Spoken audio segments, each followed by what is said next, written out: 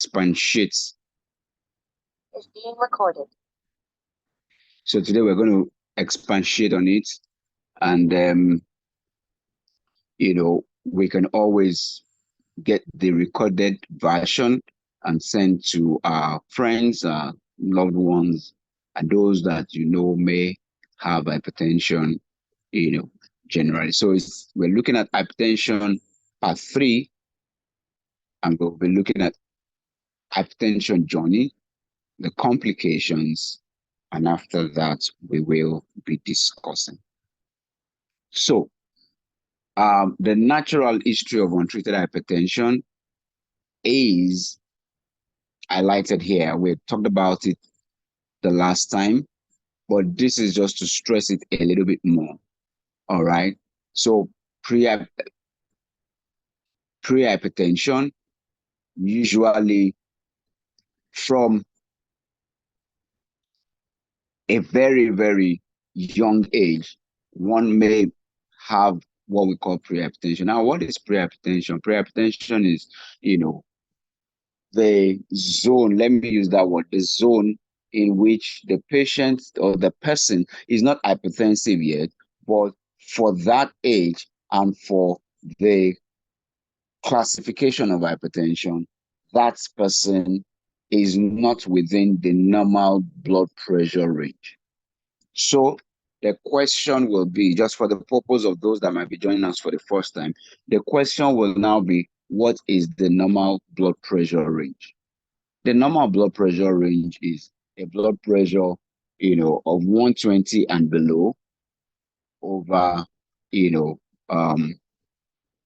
less than 80 and below. That is the normal blood pressure. So usually we say 120 over 80.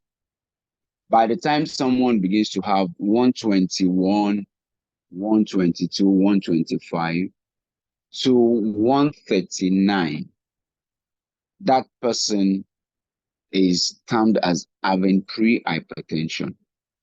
All right. And for the lower one, from 80 to 89. All right. That's for the diastolic blood pressure. That is pre-hypertension. All right. That is if we're using the WHO, World Health Organization, classification. However, if you're listening from the US, you will notice, and we have stressed it severally during the course of these meetings, the previous ones, that hypertension in the US starts from the cutoff of 130 over 80 and above. 130 over 80 and above. And in the US classification, pre-hypertension is not used. 121 to 129 is classified as elevated blood pressure, not yet hypertension, but elevated. It's still pre-hypertension if you look at the WHO. So 121 to 129, all right, over 80, over less than 80 usually. So 80, 130 over 80 and above is their own cutoff for hypertension. And we're going to mention the reason for that here. All right. But we are using WHO classification. And for WHO classification, pre-hypertension is 121 to 139, all right, over 80 to 89. That's pre-hypertension. And usually, the younger age group, and it tends to occur more in those who are genetically predisposed, maybe both parents are hypertensive or one is hypertensive, and there's a family history of hypertension. All right. The person can progress to either early hypertension, begin to have 140 over 90, 141 over 90 over 89, and all of that. All right. Around this age group, and then establish hypertension. Now, these age groups are not sacrosanct. It can occur earlier. And the thing about it is this, that we're having hypertension more, in the younger age group. And that's very worrisome, because what that means is that for a long stretch of years to come, they will have to, cope with it, deal with this. Unfortunately, the younger ones are the people who tend not to, take their drugs very, very religiously, because there's this, struggling with the fact that I'm too young. Oh, my father developed hypertension when he was 72 years old. Why should I be having, at the age of 30? So there's that denial, element there. And because of that, they don't want to take drugs and all of that. And they are also very prone to complications. So established hypertension, it can go either way, uncomplicated or complicated hypertension. I'm going to talk about them still. Now, um, this also shows us the journey. This very well spelled out. So pre-hypertension, at this point, we have defined what pre-hypertension is. What are the risk factors that will predispose somebody to pre-hypertension? We've talked about it in the first stage. So this is just like rounding up, trying to bring a meaning to the figures you may be getting either at home or in the clinic, so that you know where you really stand in this journey. Hypertension is actually a journey, all right? And the desire is to make sure that it doesn't progress. We want to halt it at every point so that it doesn't progress. All right. So the risk factors are there, and the risk factors predispose one to, progressing in the journey. So obesity, physical inactivity, stress, tobacco use, unhealthy diets, unhealthy diet type A personalities, low birth weight, as we talked about the other time, family history of hypertension, and so many others. Obesity, as we have mentioned here, okay, and so many others, air pollution, noise pollution, environmental factors, and all the rest. These are things that can predispose one to hypertension. Now, if the person is going to progress, whether there is a family history or not, lifestyle will have to come in. And lifestyle is actually based on choices one makes. So we've got to make up our mind to make healthy choices. All right. Behavioral changes needs to come in to halt the journey. So on healthy diet,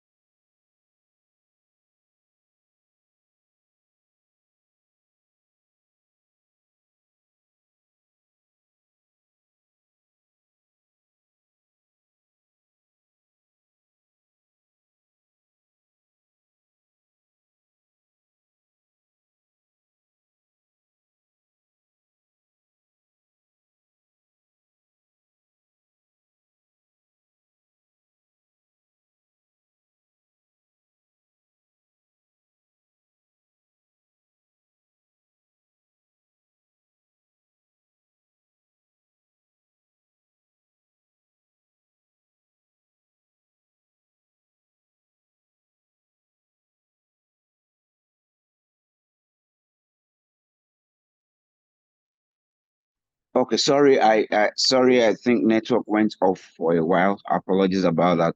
Please, if you can hear me, kindly type that you can hear me, please, so that I can be sure. I hope everybody can hear me now. All right, so we said that this journey, to halt it, the person must go through some form of lifestyle modification, behavioral changes. All right. The person who is obese should, as much as possible, do so much to reduce the weight. All right. And for every kg that is shared, there is an impact on the blood pressure. Physical inactivity, the person should become more, active physically. Stress management is very important. cessation of tobacco use, and then having a more healthy diet, reduce salt intake, reduce the intake of, fatty diets, saturated, fatty diets and cholesterol and all the rest. All right, these are very, very important. This will help this person. However, this prehypertension zone is a zone that many people do not pick up. And the reason for that is very, very simple. Many people don't check their blood pressures, even when they are sick, even when they go to the chemist. You hear somebody saying, oh, all the issues they've been having is typhoid and malaria, typhoid and malaria. And you ask the person, have you checked your blood pressure? He says, no. Why? Oh, I just went to the chemist, they gave me drugs. No, that's not good enough. You need to check your blood pressure. And we need to begin to tell, our friends, okay, our colleagues, even children. If you have children who have grown up to 20, 21, 22, tell them to check their blood pressures. It's very, very important. There are 20-year-old patients that have hypertension. All right. Now we talked about essential hypertension and secondary hypertension. It could even be secondary. So, a stitch in time will always save nine. This prehypertension zone is usually missed. Many people move from the risk factors to hypertension directly without, being picked up at the prehypertension zone or stage. Now, being picked up at this stage can actually halt progression.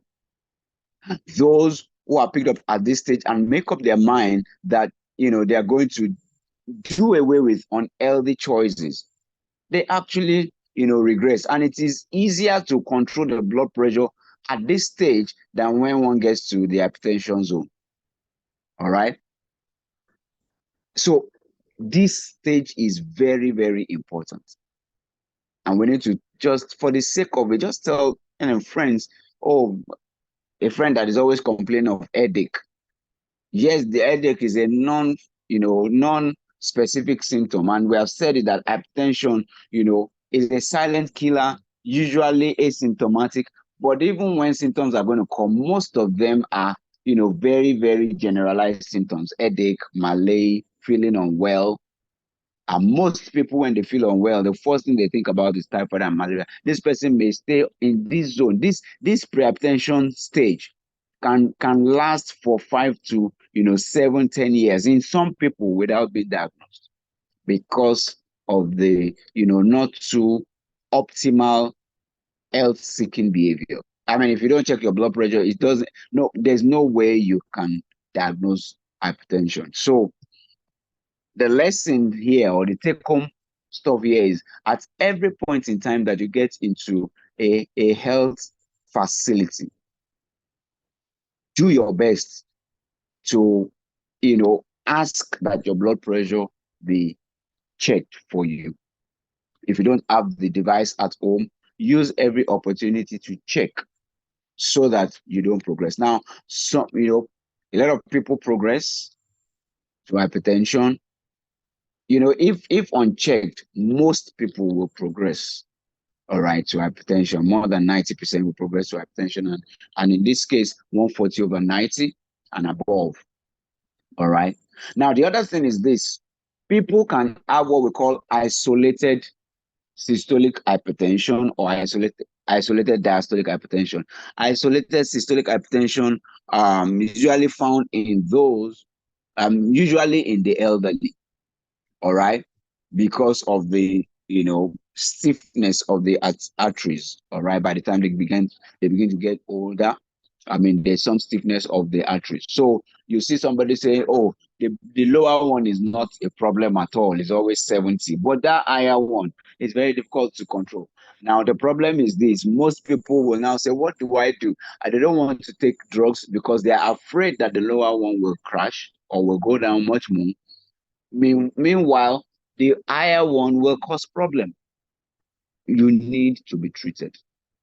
Okay, that person needs to be treated, because if the person is not treated, the higher one won't come down and it can cause issues. Okay, so that's very important. That's why the person needs to go see a doctor that will assess him or her properly and commence, relevant drugs, okay, that will help to bring down the blood pressure. Now, the flip side of the coin is also very, very relevant, and that occurs in the younger age group. Isolated diastolic hypertension. The lower one will be high, the upper one will be low. So you see somebody come and say, oh, the upper one is usually 120, but this lower one, that, they get 95, sometimes 100. So you have a blood pressure of 120 over 100, 125 over 95, 130 over 100, and all of that. And the person will begin to wonder, what do I do? You got to start, active management of it, and usually medication. All right, because that lower one, the isolated diastolic hypertension, can also cause issues. All right. Now the issue is that many people will say, won't the upper one crash? No, it won't.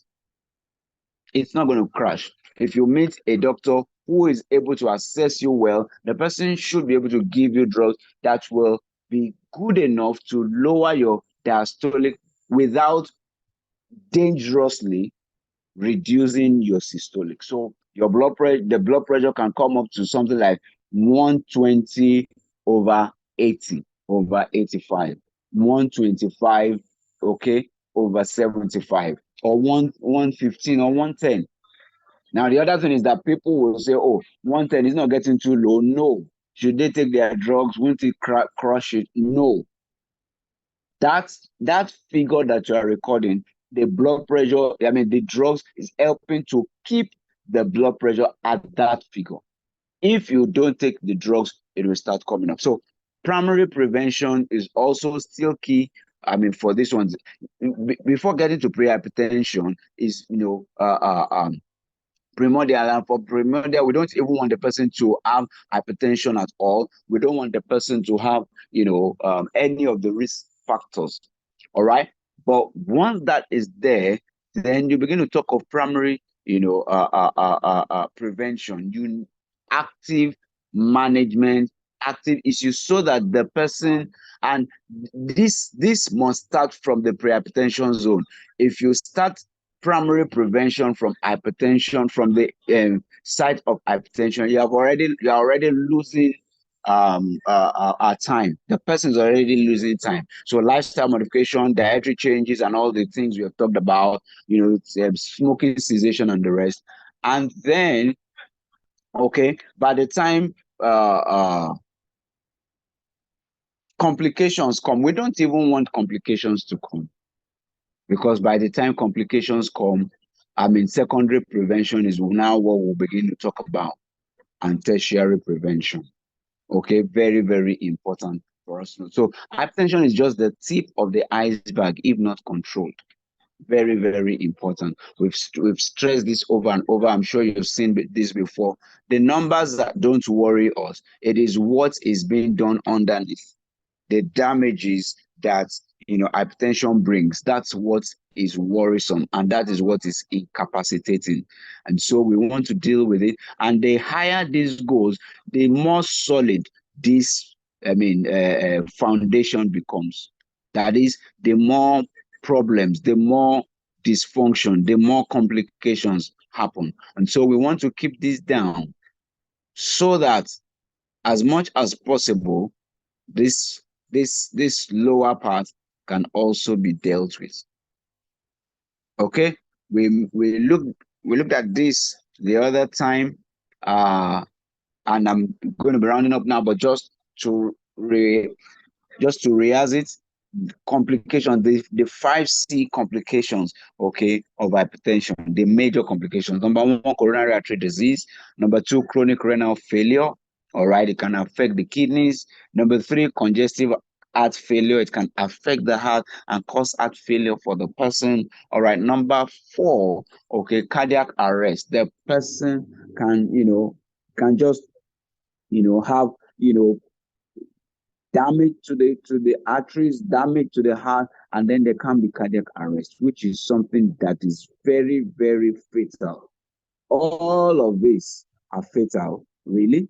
All right. And then the last C, cerebrovascular accident, that's stroke. All right. Very, very important. We need to be able to deal with that. But then some other subtle stuff that people don't mention are the complications, the long-term complications. And people usually don't mention this.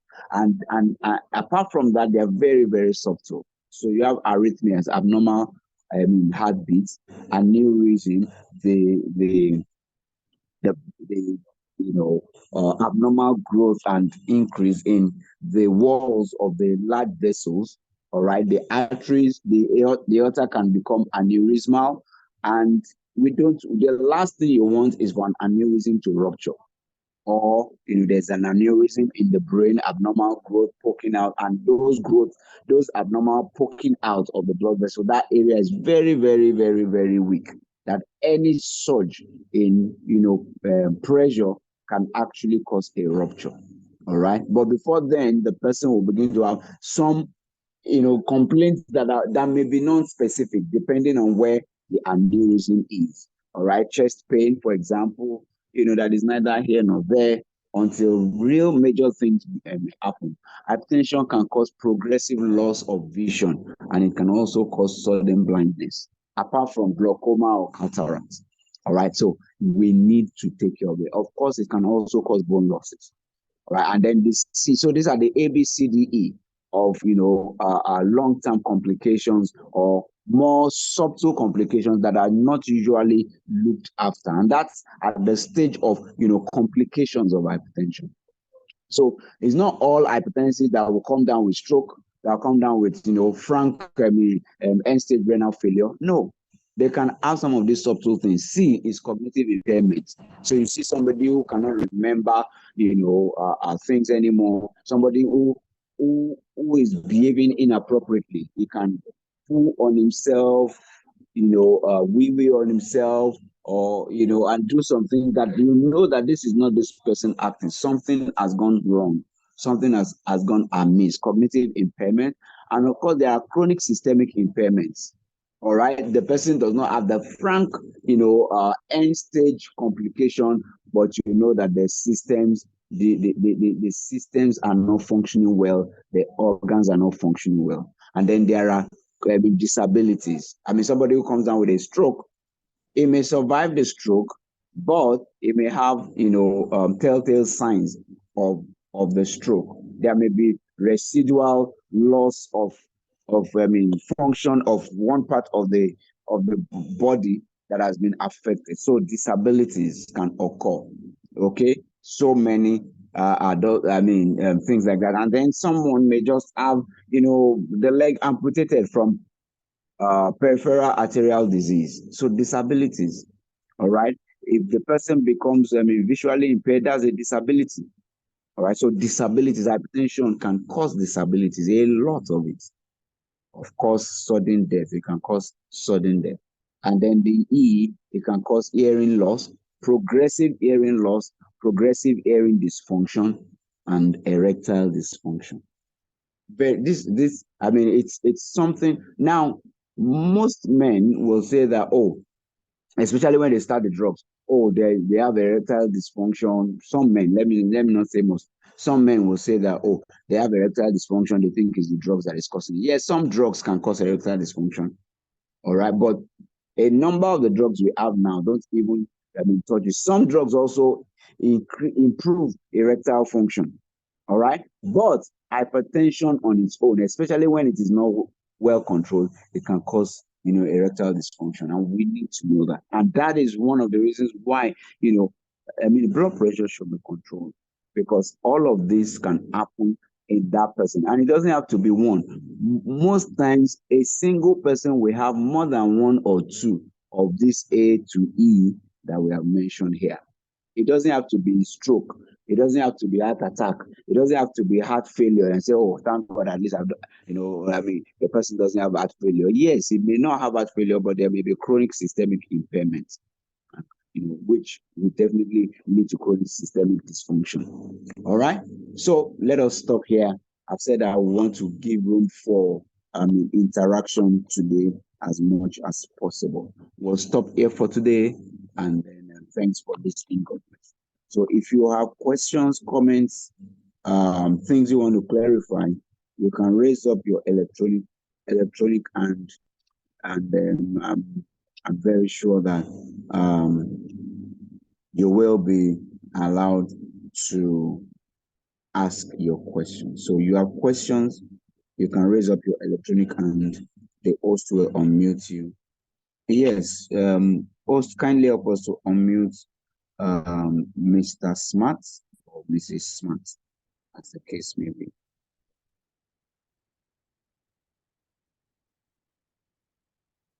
Please help us unmute Mr. Smart. Once the host unmutes you, click on your mic icon.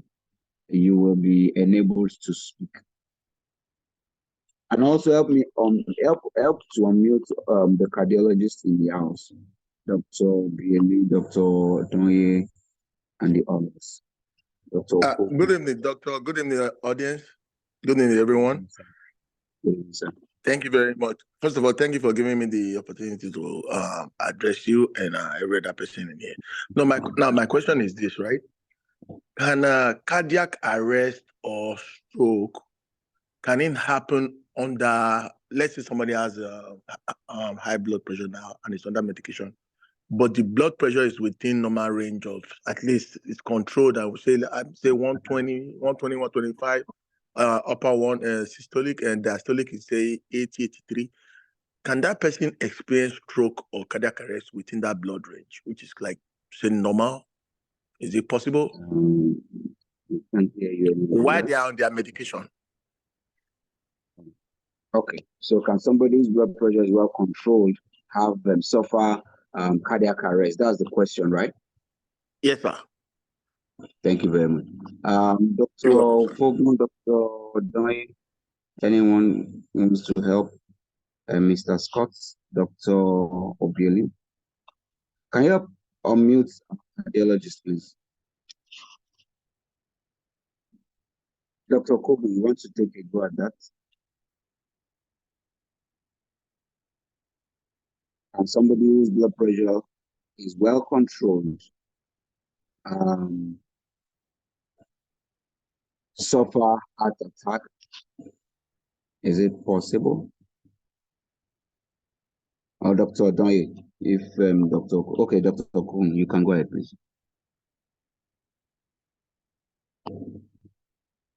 I'm not sure we can hear you.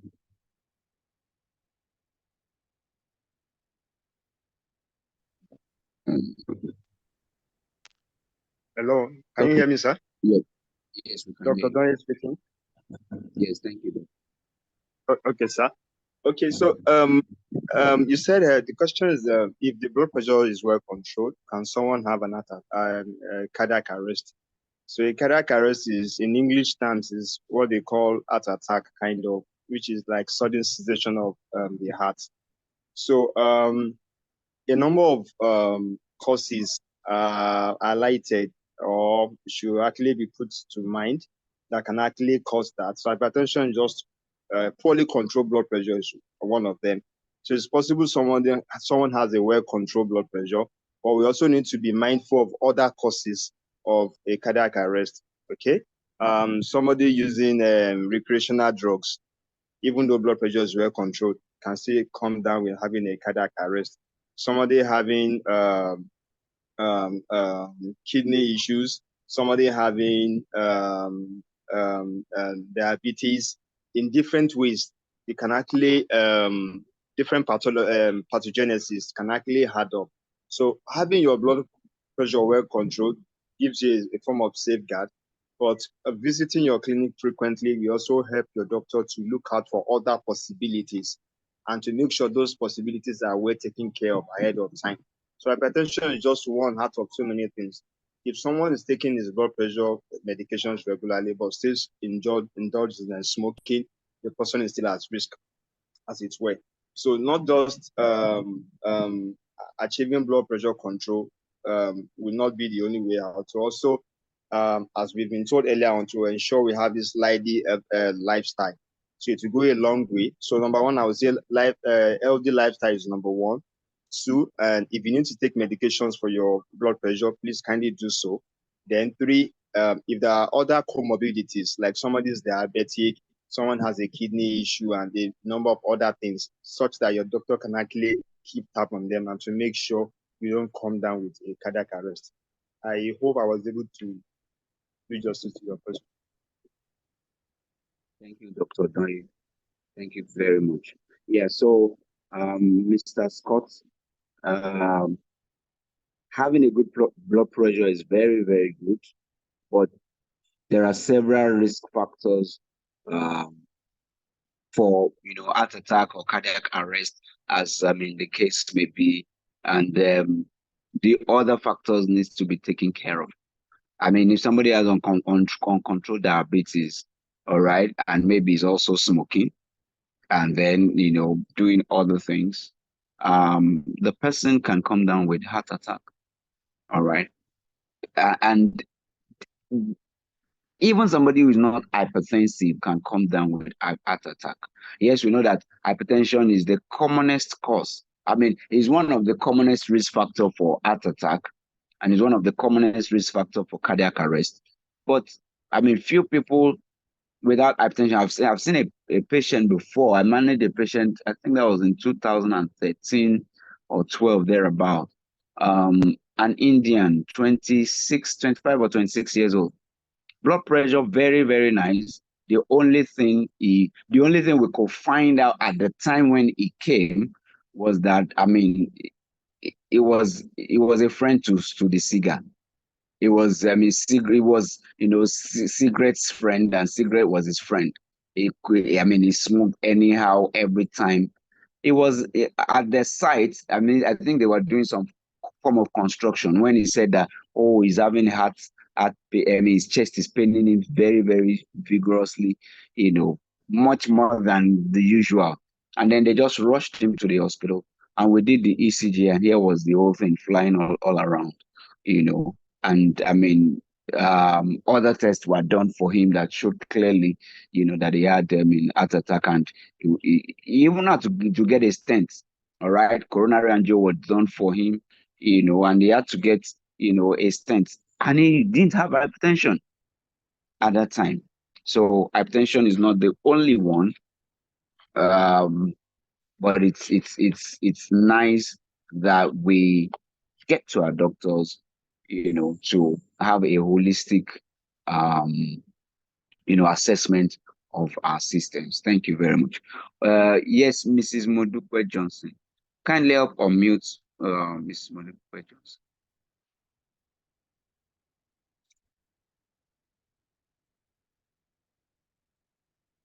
Once you are unmuted, you can click your mic icon. It will allow you to speak. Yeah, hello, sir. Yeah, good evening, ma'am. Hello. Good evening, sir. Good How are evening, you, ma'am. sir? I'm My fine, own ma'am. question, my own question is that at times when you are sleeping or you are awake, you hear a continuous noise in your ear, two ear roaring, like like when somebody boarded a plane. I'm not sure I can hear again. You can't hear me, sir. Hello, sir. Hello, sir. Okay, we can hear you now. The question I'm asking is that what can cause somebody ear to be noisy every time? You'll be hearing as if you are in a plane or a plane want to land. The two ear will be bringing out sound. Is it a sign of hypertension or what, sir? Okay, thank you very much. If you were around for the last one, we mentioned tinnitus. That's ringing in the ear as one of the symptoms, the subtle symptoms of hypertension. But there are other causes of that. So, Dr. Bieli, you want to help us, or Dr. Kogun? Help me unmute our cardiologist, please. Yes, sir. Yes, go ahead, please. Dr. Bailey, Dr. Kogun. You can unmute your mic.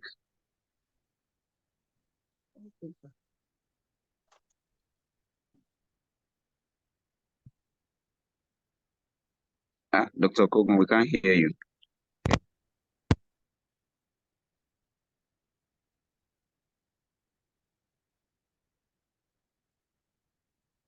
Dr. Kogun.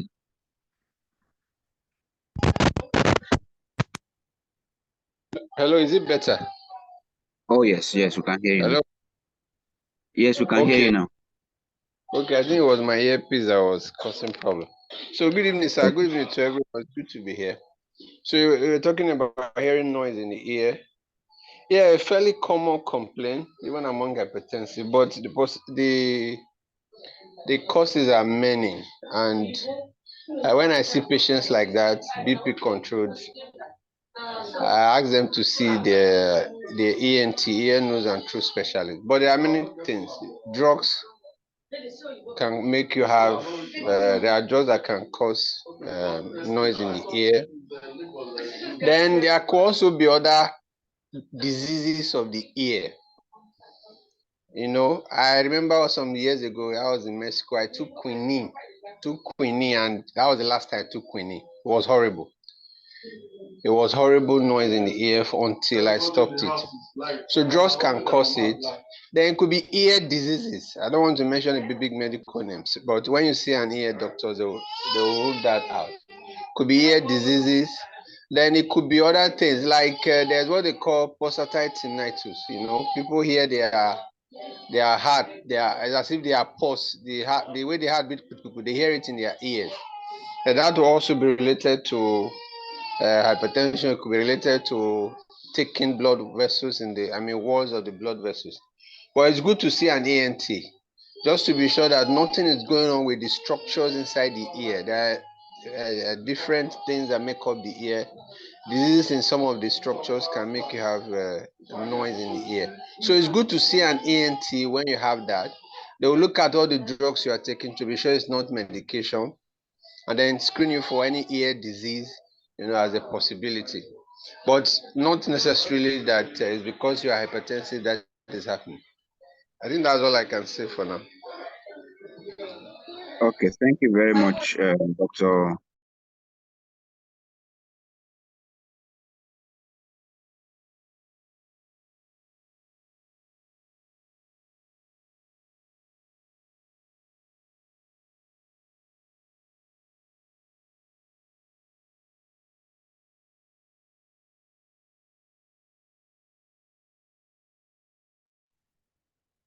Oh, okay. Fine. Thank you very much, Dr. Kogun, for that. So, yes, hypertension can cause tinnitus, that's ringing in the ear, but uh, there are so many other causes. So, whatever the case may be, I think you should see an ENT specialist who will, be able to check properly, and if there are other things that that are responsible for this, you can help deal with it, and then things can move on well.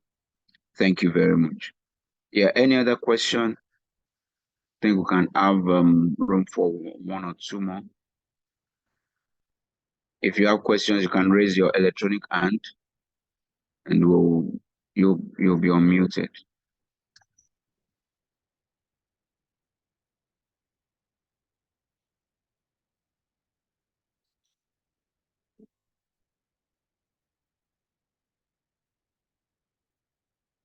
Okay. Are there questions in the chat box? I think there are questions in the chat box. What about if your BP is normal but you have constant headache and chest pain? Okay. Dr. Billy, do you want to help us with that? Normal blood pressure but constant headache and chest pain.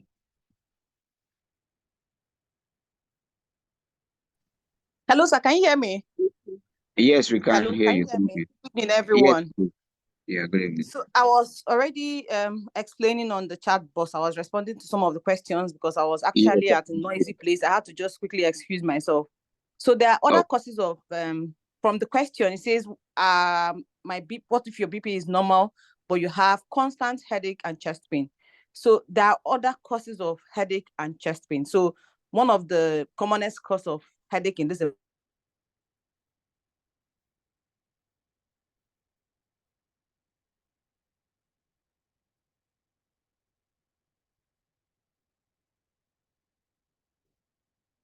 We can't hear you any longer. Okay, so there are other causes of chest pain and headache. So if the blood pressure is normal, can you hear me, sir? yes, we can hear you. Okay, so you can also have upper respiratory tract infection, and that can also give you chest pain. So there are so many other causes. If you have asthma, so many other things that can cause chest pain, not necessarily elevated blood pressure, not necessarily related to the blood pressure. So that's why when you have such symptoms, you need to consult your doctor so that at least they can investigate and find out why you're having the chest pain or why you're having a headache, and not to go and treat yourself, self-medicate. Self-medication is very bad. To the doctor so that they can find out what exactly the problem is and then address the issues from the root cause. Thank you very much. Okay, thank you very much, Doc. Yeah, so, and she has also put it in the chat box that commonest cause of chest pain is musculoskeletal pain, and that is actually what it is. Musculoskeletal, that's the commonest cause of chest pain, but the most deadly cause of chest pain is, of course, a cardiac related pain, a cardiac pain. All right, so other causes of chest pain should be looked out for. Other causes of headache, as simple as stress, okay, pressure at work, fever, malaria, and things like that can cause headache. But what we're saying is this: when that is there, one of the things that you can do to help yourself, or one of the things that someone can do to help, the neighbor, is at least check the blood pressure. Because, headache is not only due to typhoid and malaria. Headache can be the only symptom of an uncontrolled blood pressure. All right. And if the person doesn't check, he wouldn't know. Okay. Very important. Please, can someone with 23 months of stroke recover from it? And is there chances of recovery? Thank you. All right. Dr. Doye, you want to help out?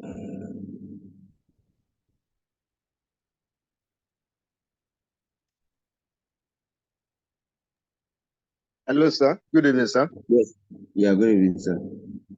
So I didn't quite get the initial part. I just said stroke 23 years or something. Can someone with a stroke of 23 months recover? Oh, okay. Okay. And what are the chances of recovery?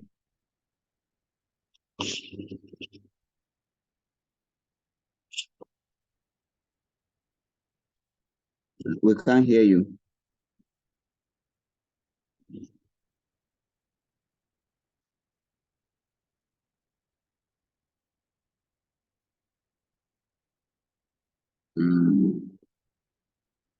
I'm not sure, Dr. Okay. I was muted earlier on, so I'm back now. Am I audible? Oh. Yes, please. Okay. So, stroke for 23 months. Well, the causes of the cause of the stroke is important.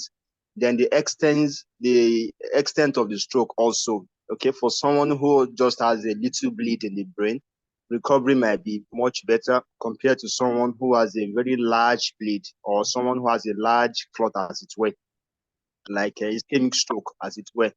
So depending on the damage, the extent of the damage will also determine the prognosis, will determine the recovery of the patient. So, but most of the time, what we're trying to run away from is to get to this point where we start talking about prognosis. If the blood pressure is well controlled, we might not be talking about prognosis, because the stroke might not even happen in the first place. And likewise, for those that are also diabetic also. to make sure your blood sugar is well controlled. If you have elevated cholesterol level, you also want to make sure the cholesterol level is well controlled, such that risk factors that could actually make someone susceptible to having a stroke don't have a strong chance of causing a stroke in the first place. But for recovery, it's difficult to really say. It depends on the extent. I'm sure when the stroke happened, a number of investigations would have been done, which will possibly include a brain scan. So the brain scan can actually give an insight into the possibility of a full recovery or otherwise. But it's a bit difficult to really beat our chest and to say, oh, recovery will be 100%. Some people do recover. Recovery could be 70%, as it were. Could be 30, could be 40. So it depends on the extent of the damage the brain has suffered. That will determine to what extent recovery process will look like. I don't know if the response was able to answer a few of the questions, as it were. Thank you. Okay, thank you, Dr. Odnoye. The Yes, sir. person also mentioned, thank you so much. The person also mentioned that that speech is also affected. Okay, stroke on the right hand and leg, can't talk as well. Well, that is because the left hemisphere is the one that is affected, and the speech center has been affected as well. So the speech center for majority of people, for all that are right-handed, the speech center is on the left. A stroke on the left will affect the speech center. A stroke on the left will cause damage to or weakness or paralysis of the right hand and the right leg, okay, as the case may be, the right side of the body. But it may not stop there. The speech center can be affected, and so the person may not be able to talk. So if that happens, to me, this is a very, very extensive stroke. You will need to see a neurologist, and then it's more of rehabilitation we'll be talking about now, not recovery from the stroke itself, as the case may be. I mean, 23 months, the journey is far. The person has really moved far. So what we'll be talking about now is more of rehabilitation. Okay, so I mean, getting to the physiotherapist to help see what they can do to, bring back power, to restore power to the limbs, and of course, I mean, speech therapists to see if there's anything that can still be done for that person.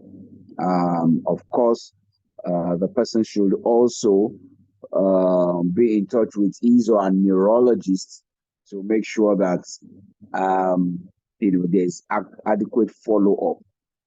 Not only that, the risk factors that cause the stroke in the first place needs to be taken care of.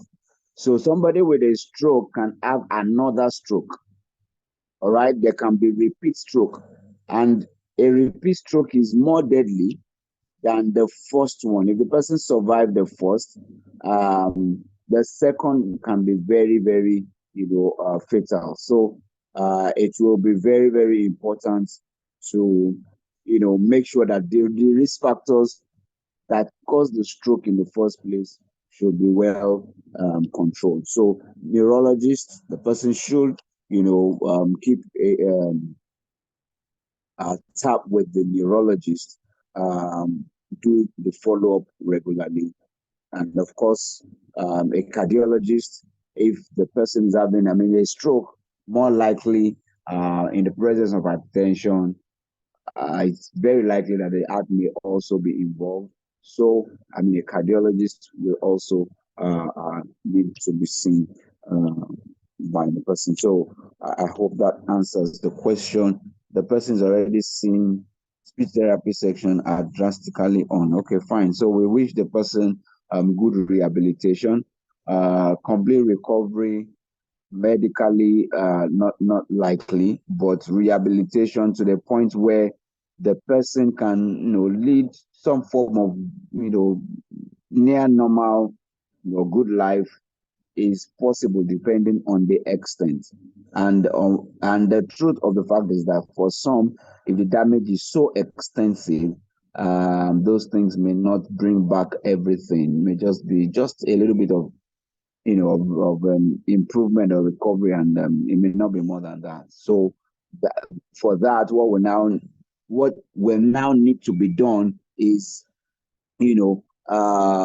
alternative way of making sure that at least there's good support system for that person. All right. Yes, the questions are pouring in. Please, why do we have discrepancies in the BP result from the left and from the right? Well, I mean, BP is dynamic. Your heart is always beating every time. Okay. Now, if you do the blood pressure in the right hand, for example, for the same time, I mean, 2 different times, you are not likely going to get the same reading exactly. So you can find out that the person, I mean, one time maybe 130/80, the next time maybe 134 or 132/82 or 83 or something like that. The same thing occurs on the right and on the left. But as a general rule for us doctors and for cardiologists, we take the higher value. If you measure your blood pressure 3 or 4 times and it's well taken, the measurement done, we go for the higher value so that we can respond or react to that.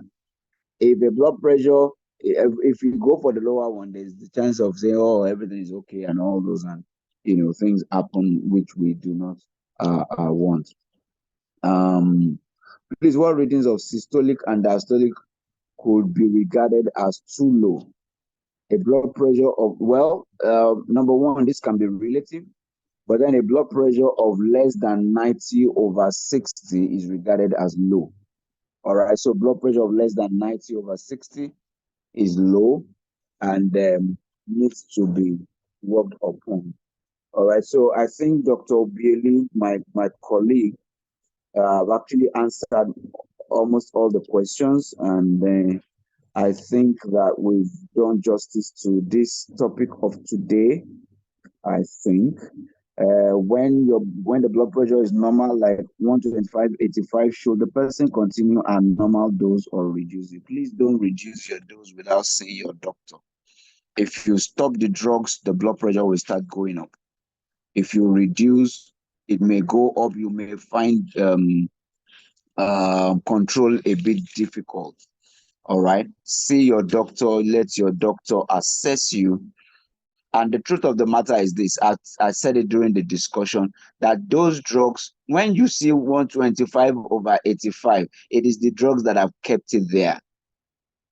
Most patients will say, will it not go down much more? The fact is that if you stop your drugs, it will start going up. The drugs have helped you to regulate it. It's like a thermostat, a regulator. If you change the thermostat or you reset it, you're going to get a different thing entirely. For example, if you put your AC at this thing, if you reset it, you're going to get a different cooling, in that room. And that's what happens to the drugs as well, most time.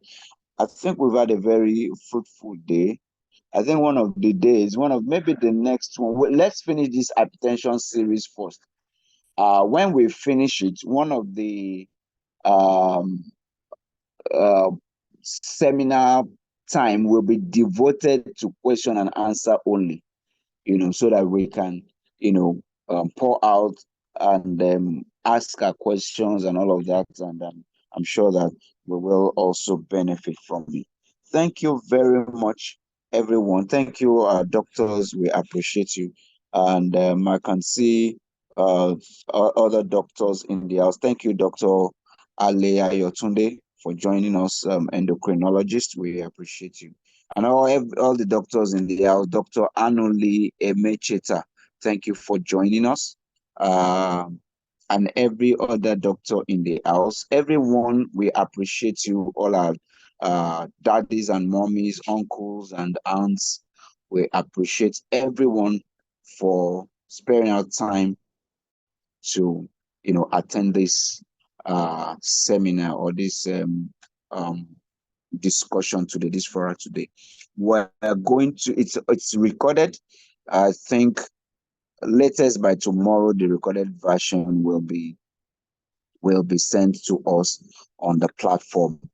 If you are not on the platform and you want to be, the platform, the phone number or the link to the platform will be posted right away, so that you can use that, or you can contact the person who invited you, and then we can add you to the platform. We thank everybody.